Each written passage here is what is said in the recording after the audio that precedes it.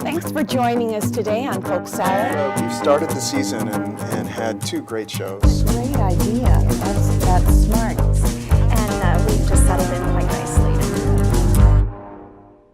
And we're here with Vern Wells. He's a resident of Independence in the Air Park, and you may know him as the former Independence police chief. I know him as the chair of our Monmouth Independence Community Foundation. Welcome, Vern. Well, thank you. It's a pleasure to be here. It's great to know you, and I'm so glad we could get you on the show. Well, thank you. Well, when we called yesterday and got a little more information, I found that you had just returned from a trip. Oh, Where yeah. did you go? Oh, so a bunch of friends in our family have been planning this trip through the Panama Canal for years and years. And, you know, it's never been possible because nobody could get 2 weeks off, especially all of us at the same time. So it ended up, after 4 or 5 years, finally, most of us have retired, and we went through the Panama Canal on a cruise, and it was a blast. There was 19 of us that went as a group, and we had a really, really good time. Good. And then you came back and flew to Las Vegas. What was that? Well, that is true. Yeah, we had a set of friends that wanted to go to Las Vegas and invited us along. So we were only home for about 4 or 5 days, and off we went to Las Vegas for 5 days. Yeah, fun. Retirement agrees with you. I enjoy it. Yeah. So you retired in about 2013, was it? Or 14. 14? Okay, in January or so. Right. So it's been about 3 years or Yes. so. Mm-hmm. So in the newspaper article, it said you were going to enjoy fishing, which you've done. Yes, I've done some fishing. And traveling, which you've done. And being with a family who lives locally. So you go to sporting events a lot. Oh yeah, I have. I'm so fortunate. We're fortunate to have both my son and daughter that live here locally, and they have between them 5 children. So we have 5 grandchildren that are all really involved in different sports. directions. One of them a dancer. So we are very regularly at an event of some type. 3 or 4 times a week at least. Oh, wow. Sometime from one to the other. Oh, boy. Oh, boy. Well, I can imagine their parents probably appreciate you helping share the sometimes, travel. Sometimes they do need help getting people around. So, I'm sure. So what brought you to Independence or to our area in general? Well, my dad was career Navy, and we moved constantly. I just remember as a kid, it seemed like every year we were moving. And I think that got in his blood, and even after he retired, we moved a bunch. And I just told myself, if once I get out of this house, I'm going to settle down. I'm not going to move. So put roots. Yeah. So we were living in Independence when I graduated from high school. So I moved into Monmouth to go to college. And graduated from college. I already had a job at Monmouth PD, and from there, I stayed in Monmouth. Went to work for the county for 2.5 years, and then came back to Monmouth for 8 years. And then finally got a job in Independence as the chief. We moved to Independence, so we haven't moved far. Is that one of the rules? Do you have to live in the city you're police chief? They encouraged it. They really encouraged it, especially back then. It's not as big a deal, I guess, these days, but I still thought it was a really good thing to do. Good idea, yeah. And there you stay. Yeah, so, and you know, I married a lady whose family moved a lot, and she felt the same way. We just want to put down roots, and thankfully our children feel kind of the same way. So so we're all right here. Yeah, we have lived in 6 states and 5 universities, and our kids they're a little bit gypsy blood, but I think they'll stay put, I hope. Well, I really like going places and exploring other places, but it's always good to get home. Nice to come home. Yeah. So one of the other things that you probably didn't have on your list of things you want to do when you retire was get involved in a community foundation. Well, yeah, I obviously wanted to be involved in something, and over the years, as I approached my retirement date, I got involved with the community foundation, and I found it to be one of the greatest organizations. I thought the guys that formed it had a lot of wisdom in creating an organization that could benefit the future of our two communities. Well, you had started out maybe as the organizing the police benevolent. Right. And- Once I got into it, I thought this idea of putting money into what they call an endowment fund, it's a fund where once you put the money in there, it stays there forever. The only thing you can get out is the interest. But it sounds like such a great idea. We had an officer had a really serious illness, and we realized, there's no way to really cover all the expenses for something like that. And wouldn't it be nice if that never happened again in Independence? So we created this police benevolence fund, and all the officers donate every year. They gave up some pay increase to in exchange for the city matching what they donate. That's fabulous. So over the years, that fund has continued to grow, and if we ever have another event like that in Independence, we'll be able to cover some of the costs. But knock on wood. Yes, we hasn't haven't. happened That's yet. right. Absolutely. Yeah. Absolutely. So then you saw that that an endowed fund was terrific. That one of the great things about the community foundation is it's tax deductible. So who are we're a 501c3 organization, meaning you can claim a tax deduction for your donation. So who are our stakeholders, our shareholders? Well, when it started back in 2000, they only had 4 stakeholders. There were 4 organizations that were charities that were trying to raise money in the community, and they thought, let's get together to do this. So that was the 2 libraries, and then there was somebody trying to raise money for a scholarship from the high school, and somebody that was putting together money for classroom enrichment. So those 4 funds started. And now we have 14 different organizations terrific, isn't it? in the endowment funds and about 15 in non-endowment funds. So it's really grown a lot. All of them are charitable organizations. Yeah. All of them are doing great things for the community. And, I can't speak enough for what's being done. So the organization itself is set up for 3 purposes. Good. First is we do those scholarships for the high school and scholarships for these classroom enrichments. So that's something we do ourselves. And then secondly, we have these other partners that come in, and by pooling all our money together, we can just do better. Everybody knows the more Right. money you have, the more money you can make, and our finance committee can make investments that they couldn't do before. So when we first started, a few $1,000s, we now have $1.1 million under terrific. the financial control. And it's just great what they are able to do with that money.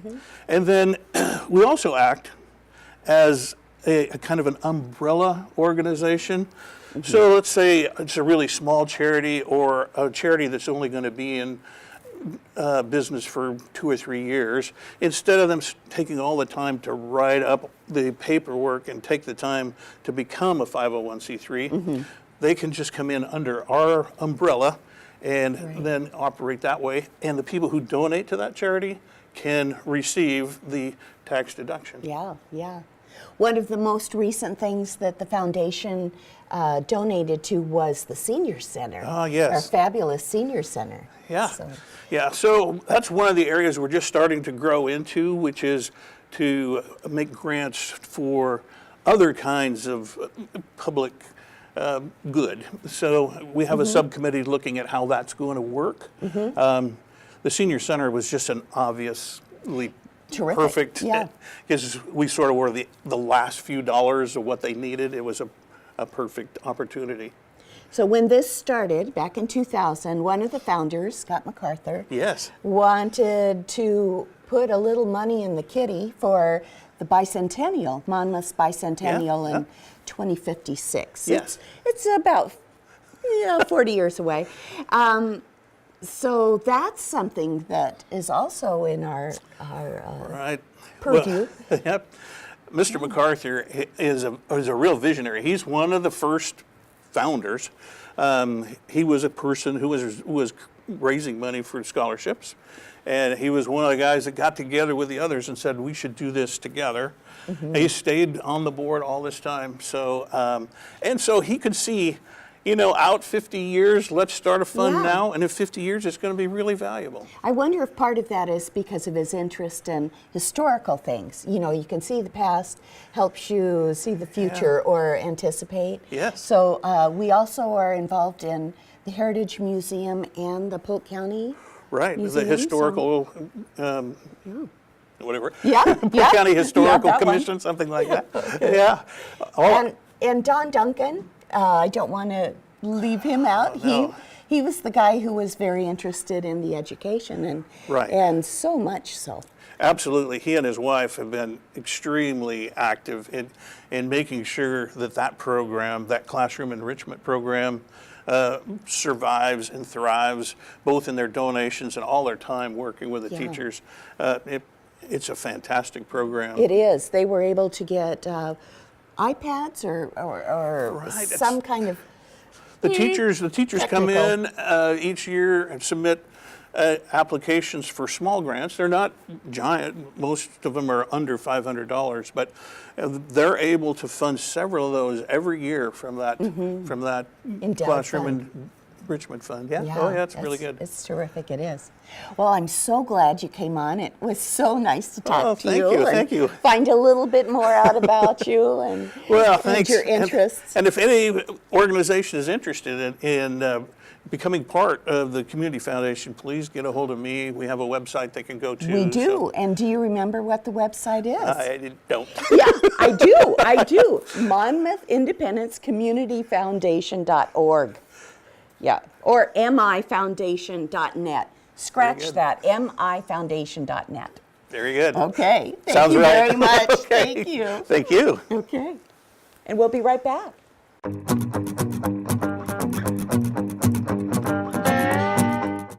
And we're here with Haley Morris. She's a student at Western Oregon University, involved in lots of stuff we'll talk about soon. But primarily, we want to show you a video that was shot recently at the Senior Center where she helped organize a sock hop. Lots of fun.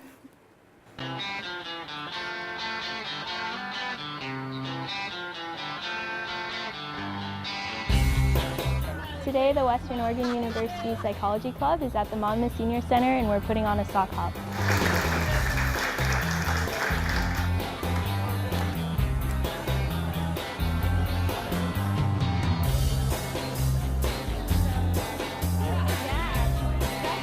We are going to have a bunch of food like hamburgers and hot dogs and dancing, and there will be dessert, and it's just going to be a good time. This event came about after we met with the Monmouth Senior Center and talked about what their needs were, and we also decided that we wanted to get more involved in the community as students, so we decided to go ahead and put on a sock hop for all the seniors here.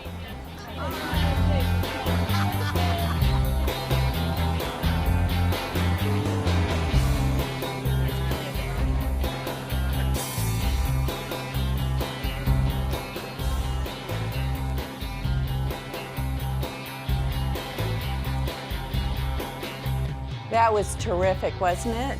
Oh, I enjoyed that so much. I wish I had been there, but I missed it. Yeah. So thank you for coming on the show, Haley. No problem. It's a pleasure to be here. Yeah. You are involved in the Psychology Club, which was in the organization of the program. You're involved in a few other things. Yeah. Would you like to give us a little bit of the list? Sure. So I'm a senator for ASWU, which is the Western Oregon University student body. I'm also part of Model UN, which I just recently joined that, and that's actually been really fun. I'm going to a conference with them in April to San Francisco. Oh, good. So I'm really excited about that. And then I also kind of on the side take pictures for the Western Journal. So I go to some school events and take pictures there, and then if they want to, they can use my pictures in the newspaper. So Good. yeah, it's really Good. cool. It's a busy term. And so- you're also involved in the call center. Yes, I am. So that's through the cottage, the Yeah. foundation office, and Yeah. so when do you find time to study and go to class? Never. That's a lot. Yeah. No, weekends really save me. But yeah, this I would say has definitely been the busiest term I have had. So Yeah, and you're a junior. Yeah. Your major is psychology. Good. And you're not from these here parts. No, I am not. Where are you from? I'm actually from Houston, California, which nobody knows where that is. Not Nope. even people near Houston, California. But basically, it's like Central Valley of the California area. So Kind of close to Modesto yeah, area. yeah, it's about 20 minutes from Modesto. So Okay. that's usually where I tell people where I'm from, and sometimes they know where that is. So what brought you up this far north?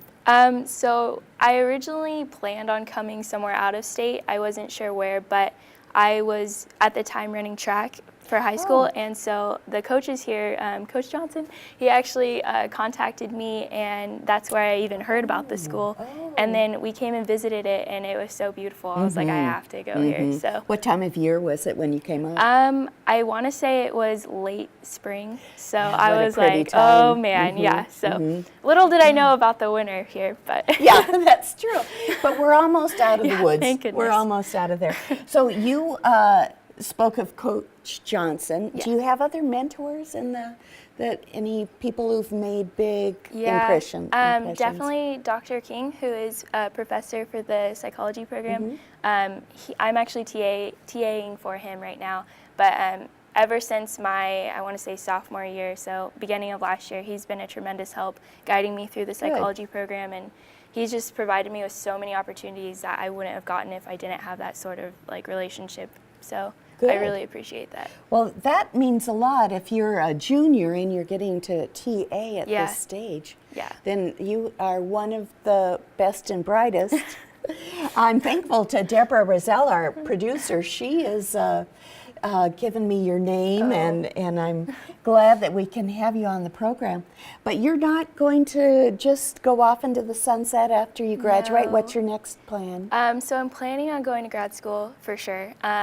As far as what I would like to do, I think I'm going towards international relations or public policy or something along those lines. I am really interested in psychology still, but as the political environment has kind of escalated the last few years, I've gotten really into that surprisingly, which I never would have thought that would have been something I would be interested in. But I'm thinking of going to grad school for one of those two things. And as far as where, I am thinking I want to kind of pick up and go again. So I might either go to Washington or even I've considered Canada or international schools. So I don't know. It's really exciting. Good. So, Good. Well, that is exciting. yeah. Well, I'm so glad you came on the show. Yeah, thank you It's for nice having to me. get to talk with you Yeah. and learn a little bit more about you. Yeah. Thank you so much. And we'll be right back.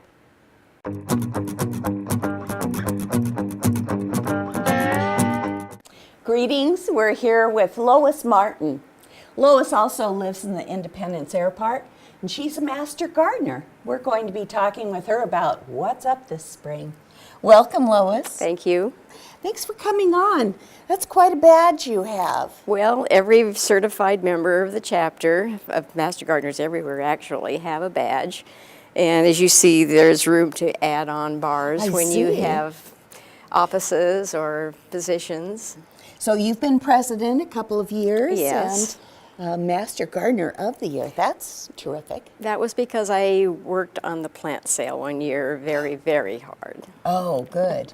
Well, how many Master Gardeners are there in the area?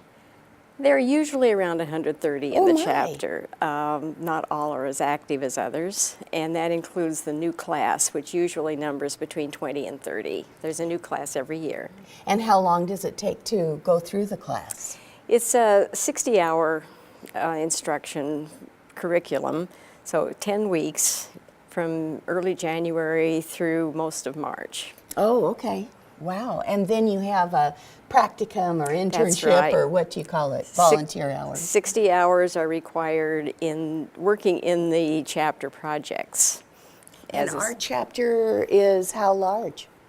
Polk County or? Yes, Polk County. Okay. Yes, so Well, we that's have people significant. in West Salem, obviously, Dallas, as well as other communities and rural areas. Sure. And we have real close by is Inspiration Gardens, which is a big focus of your energy.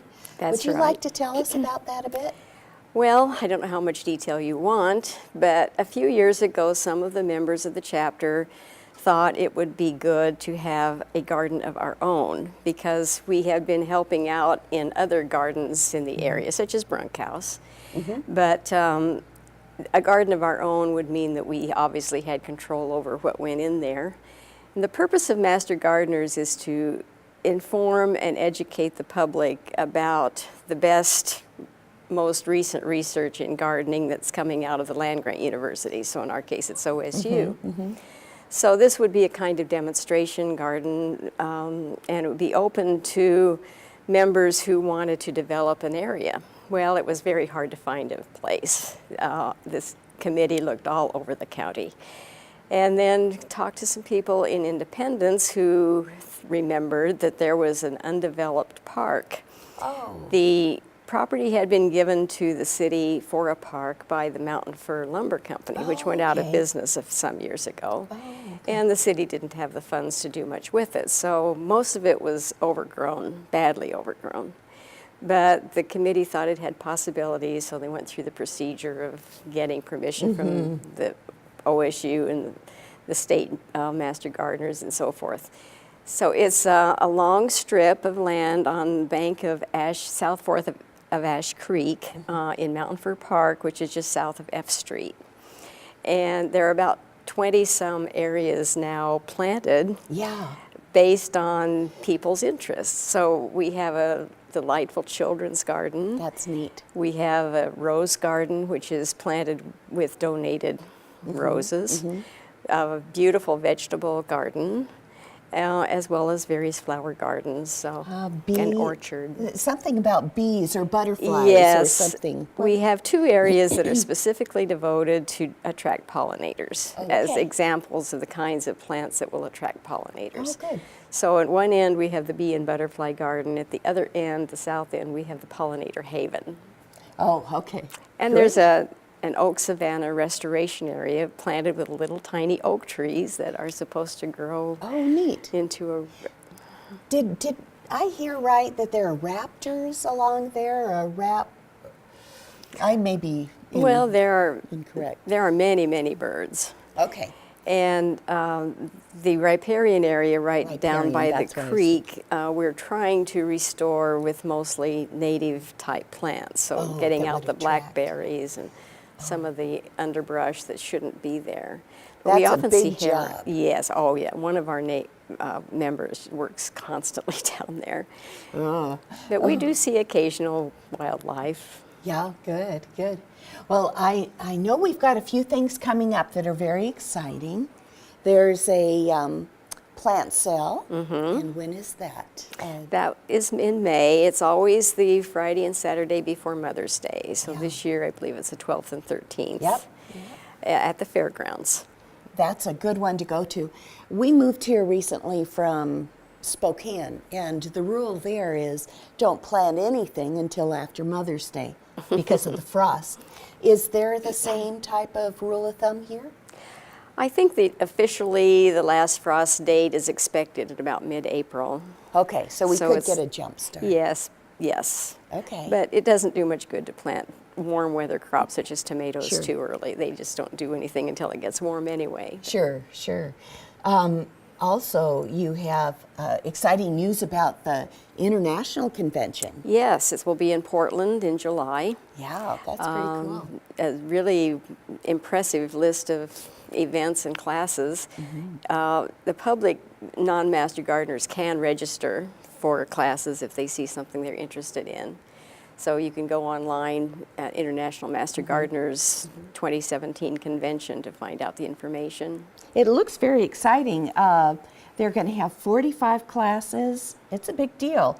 Garden design, bee health, pruning, disease and pest management, all sorts of really interesting classes. And it's a big coup to have them here in our area. That's right. The people at OSU and the state chapter are very excited. I bet they are. I bet they are. And what got you into master gardening? Because that wasn't among your, that wasn't in your quiver. No, it really wasn't. I'm not a very good gardener. But when we moved here, I needed to find out more about what grows here. So I went to the farmer's market one Saturday, and this was in 2003, and there were some nice chapter members there, and I picked up their information, and one woman said, well, you should apply for the program. So I thought, well, all right. So in December, when the applications were being received, I did apply, and I've been with them ever since, doing more work in the organization than in actual gardening. But I'm working in gardening too, learning a lot, still learning. That's a big commitment. I am not a gardener, and I am definitely not a weeder, but I keep getting these lovely letters from Gentle House saying, we need, on this date, help us Yes. weed, and I'm not gonna be in that group, unfortunately, but boy, do I support those who do. Well, it's a good thing to do for the community, and it's a nice social thing. You get to know people, and there's a little bit refreshment time after you work hard in the garden. It's primarily to keep up the flower beds and keep the borders weeded to make it look And nice. it looks lovely. It is does. a beautiful place. So what are your other interests? You have? Well, I'm active in PEO. Yes, we're both in the same chapter. Yes. So it's a multifaceted kind of organization. The primary focus for our money is to give scholarships. We have a very good education scholarship committee. We're always looking for new candidates. Yes, There that's great. Yes, there are international scholarships, well, international chapter scholarships, and we have 2 very nice state scholarships. Yeah, it's something that our students here at Western should be looking into. That's right. We would love to have more Yeah. Western students. So if you're out there and interested, give us a call. You also love to read, you love to travel, you love to sew. I do, yes. Yeah. And you moved here, why? Well, we had been living in San Diego for some years, off and on for 31 years. And, but our daughter had settled in Portland and had family, 2 children. So we were coming up here often and liking it. I loved it. So when Dave visited the air park, he decided that we would see if there was a lot available, and we consider building a house and moving here. Oh, okay. And do you have an airplane in your hangar? No, since we've lived here, we've had 2, but we sold the last one last May. Dave decided it was time to sell it. It was a kit-built plane that we had built, beautiful little airplane. Oh, fun. We had a good time Whoever with it. has it, I bet, is enjoying it. He does. Yeah. It went to California. Oh, flown down? Yes, Or- oh, yeah, yes. Yeah, I see boats on the freeway going to different destinations, and I think something's wrong with this. Yeah, but it's because they're having to go against the headwinds, I imagine, and so anyway, let me see. We have something in the fall. One last push for the Master Gardening. There's something called the Fall Fling. Right. This is a one-day intense workshop every year on a Saturday. This year it will be on September 16th. Okay. It's held at what they call the Readiness Center. It's the National Guard Armory in Dallas. Okay. It includes lunch. There's a charge for it, and I don't know what it will be this year, but there are always 3 good presenters, and then there's some optional workshops, and some vendors come out to show things, and a very nice day. Good, good. Well, in the newspaper this weekend, I have a couple of questions to ask the pro. This is the article, and it was myths, silly things. Should you top a tree to control its height? Never. Never. Okay. That's a cardinal rule. Yeah, yeah. And they give a detailed explanation why not. Lime will remove moss from your lawn. It won't. It won't. It's shade. This applies in my front yard. I have a nasty lawn that's full of moss. It says it's not getting enough sun. So trim your trees. Well, or do something other than It might also lawn? be some acidic soil, although around here the soil generally is not that acidic. Okay. But if you have a lot of moss, it's going to be hard to control that because it's the underlying cause. It's not the Okay. moss itself. Oh, okay. But yes, the sun should help. Well, they were saying to get nitrogen into the soil. That would help. Tree roots go only as far as the drip line. You know how you put a big circle with the drip line and you think, okay, stay. Do they? Do the roots stay within the drip line? I suppose it depends on the tree partly, but yes, I think that's generally the rule. Yeah, it's almost. Many trees extend many times beyond the branch crown diameter. For instance, magnolias extend 3.7 times the diameter. My Red goodness. maple, red maple 3 times. Poplar 3, locust 2.9, and ash. I think we could probably do ash 1.7.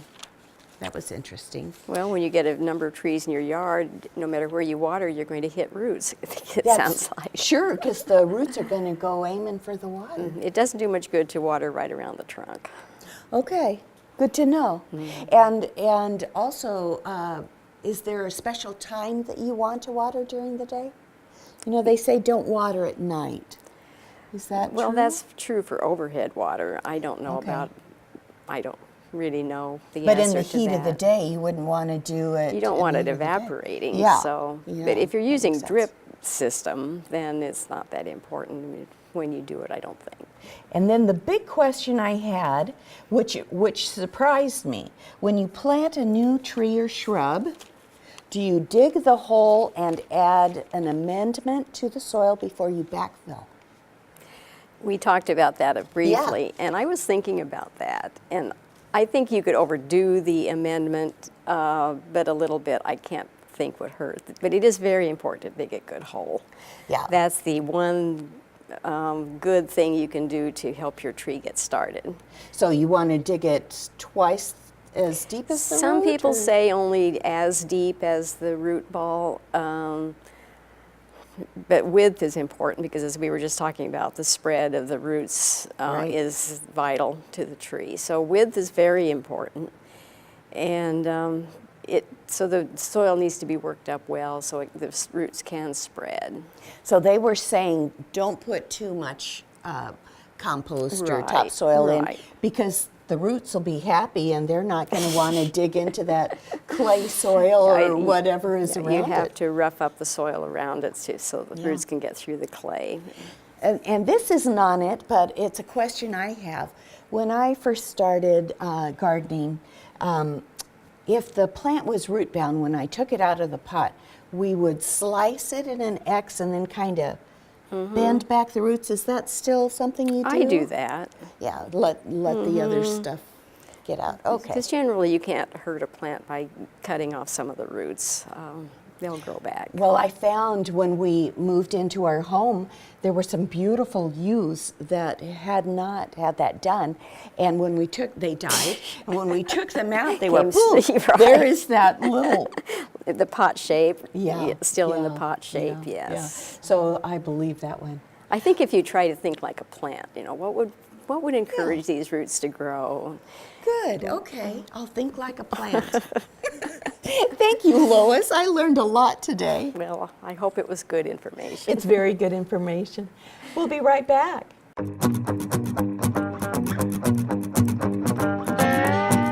Weren't they super guests? I sure enjoyed talking with each one of them. You can see this program on YouTube Wimpeg channel, MyNat channel 718, and of course Polk Salad, A Bounty of Conversation, our Facebook page. Until next time, we'll see you around town. Thank you for joining us.